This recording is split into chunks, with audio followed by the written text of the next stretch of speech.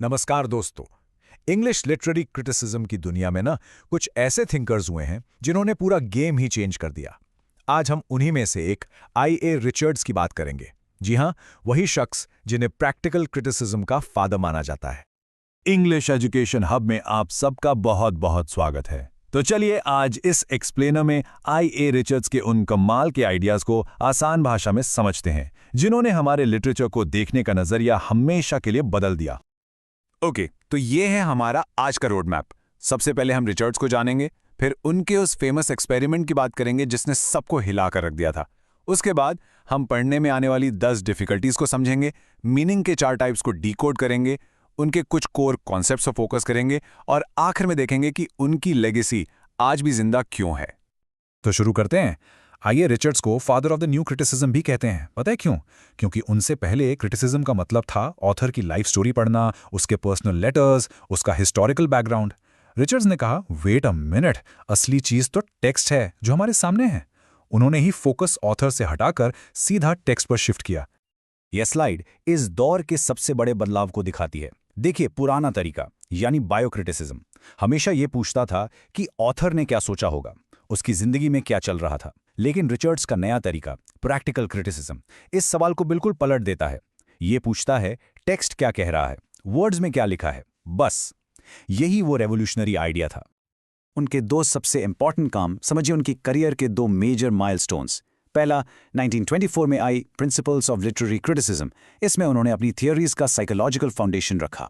और फिर 1929 में आई इनकी लेजेंडरी किताब प्रैक्टिकल क्रिटिसिज्म।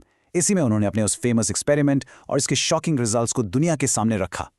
अब आते हैं उस एक्सपेरिमेंट पर। यह कोई मामूली एक्सपेरिमेंट नहीं था, यह लिटरेरी स्टडीज की दुनिया में एक धमाका था। इससे रिचर्ड्स ये प्रूव करना चाहते थे कि लोगों को ठीक से पढ़ना ही नहीं आता और हमें एक नए अहम साइंटिफिक अप्रोच की जरूरत है। तो ये एक्सपेरिमेंट था क्या आखिर? बहुत सिंपल पर ब्रिलियंट। स्टेप 1, उन्होंने कैम्ब्रिज के टॉप स्टूडेंट्स को कुछ पोएम्स दी। स्टेप 2, उन्होंने पोएम से ऑथर का नाम, टाइटल, डेट, मतलब हर तरह की पहचान हटा दी। स्टेप 3, फिर उन्होंने स्टूडेंट से कहा कि इन पोएम्स पर अपने रिटन कमेंट्स दो, जिनको उन्होंने प्रोटोटॉल्स का नाम दिया। बस फिर उन्होंने इन रिस्पॉन्सेज को एनालाइज किया और जो रिजल्ट्स आए वो सच में शॉकिंग थे।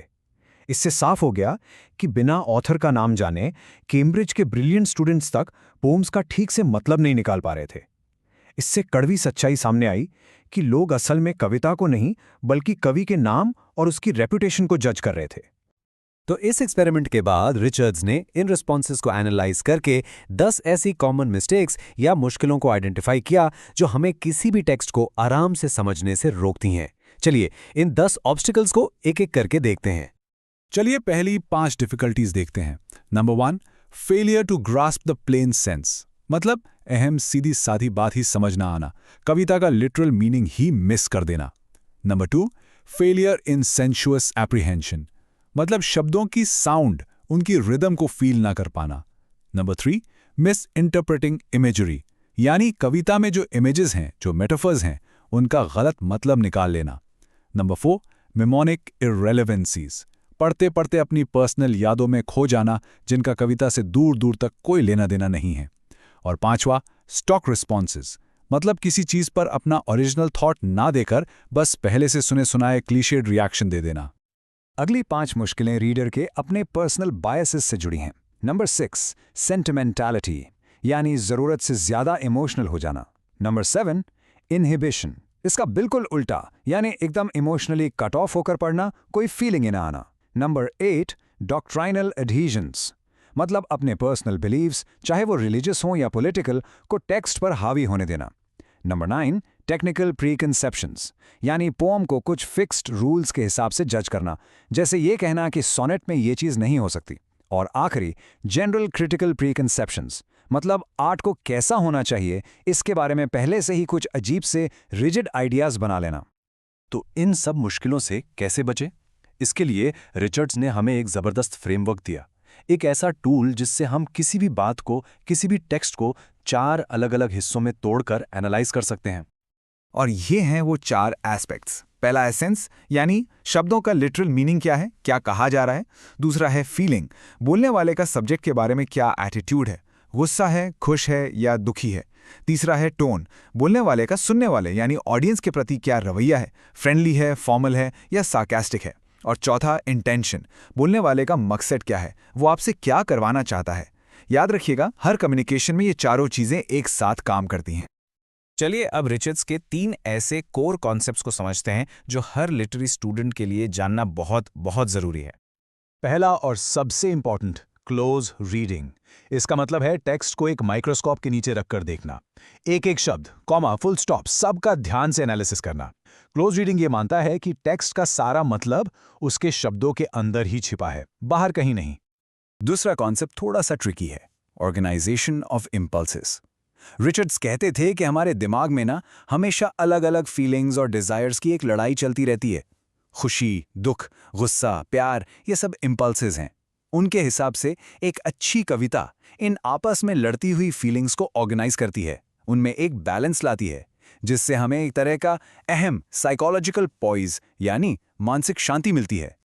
और तीसरा है स्यूडो स्टेटमेंट्स। बड़ा इंटरेस्टिंग आइडिया है। रिचर्ड्स ने कहा, देखो, साइंस के स्टेटमेंट्स होते हैं ट्रू या फॉल्स, जैसे पानी H2O है, पर पोएट्री के स्टेटमेंट्स को आप इस तरह से नहीं नाप सकते। ये स्यूडो स्टेटमेंट्स हैं। इनकी वैल्यू इस बात में नहीं कि ये सच है या झूठ, बल्कि इस बात में है कि ये हमारे इमोशंस और एटीट्यूड्स को ऑर्गेनाइज करने की पावर रखते हैं। तो आखिर में ये सवाल तो बनता ही है कि आज लगभग 100 साल बाद भी हम आई.ए. रिचर्ड्स को क्यों पढ़ रहे हैं, वो आज भी इतने रेलेवेंट क्यों हैं। तो चलिए उनके कंट्रीब्यूशन को फटाफट समराइज करते हैं। उन्होंने बायोक्रिटिसिज्म के फोकस को ऑथर से हटाकर टेक्स्ट पर लाया। उन्होंने क्रिटिसिज्म में एक साइंटिफिक ऑब्जेक्टिव अप्रोच लाने की कोशिश की। उन्होंने न्यू क्रिटिसिज्म जैसे बड़े मूवमेंट के लिए रास्ता बनाया। और सबसे बढ़कर उन्होंने क्लोज रीडिंग की नींव रखी, जो आज भी इंग्लिश डिपार्टमेंट्स में एनालिसिस का सबसे इंपॉर्टेंट टूल है। तो इस एक्सप्लेनर के एंड में मैं आपके लिए एक सवाल छोड़कर जा रहा हूं। अगली बार जब आप कोई पोएम पढ़ें तो कोशिश करिएगा सिर्फ शब्दों पर फोकस करें, ऑथर और उसके बैकग्राउंड को बिल्कुल भूल जाइए, और फिर सोचिए आपके पढ़ने के तरीके में क्या फर्क आया। जरूर ट्राई कीजिएगा। हमारे साथ जुड़ने के लिए बहुत बहुत शुक्रिया। अगर आपको ये एक्सप्लेनर पसंद आया तो ऐसे ही और डिटेल कंटेंट के लिए चैनल को सब्सक्राइब करना मत भूलिएगा। धन्यवाद।